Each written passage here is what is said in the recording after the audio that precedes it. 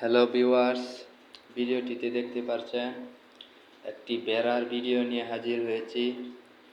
বেড়াকে সহজ পদ্ধতিতে কিভাবে গোসল করানো হয়। অনেকেই ভাবে বেড়াকে গোসল করাতে অনেক কঠিন হয়। দেখেন, বেড়াকে সহজ পদ্ধতিতে যেভাবে গোসল করানো হয়, একটি বেড়াকে পুকুরের মধ্যে সামনে দিয়ে দিবেন। দেখবেন এরপর একে একে সারিবদ্ধভাবে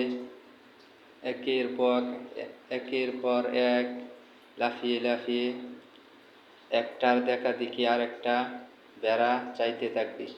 দেখেন, পুকুরের সামনে আনার পর একটি বেড়াকে যখন সামনে গোসল করানো হয়, ছেড়ে দেওয়া হয়, সাঁতার দেওয়ানো হয়, একটার পর একটা লাফ দিয়ে দিয়ে ওই পার থেকে, পুকুরের ওই পার থেকে অন্য পারে কীভাবে যাচ্ছে সারিবদ্ধভাবে দেখতেই পারছেন।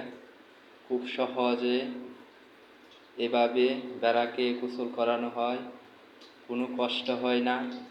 এভাবেই ছেড়ে দিবেন, দেখবেন একটার পর একটা চাইতে থাকবে। বেড়াকে এই জন্য গোসল করানো হয়, নিয়মিত গোসল করালে বেড়ার একটি রোগ আছে, এই রোগটি হয় না। আর গোসল যদি না করানো হয়, দেখবেন একটু বেড়ার গায়ের মধ্যে গোসল না করালে একটি রোগ হয়, একটি পোকা হয়। এই পোকা থেকে বেঁচে থাকবে নিয়মিত গোসল করালে।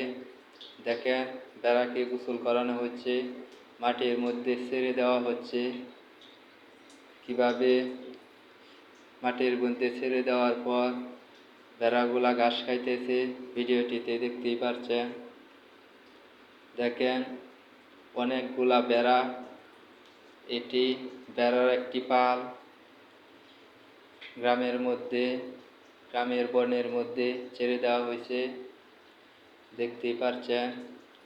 দেখেন, অনেকগুলা বেড়া একসাথে গোসল করানো হয়েছে, এরপর মাটির মধ্যে ছেড়ে দেওয়া হচ্ছে। রাখালে বেড়াগুলা রাখতেছে।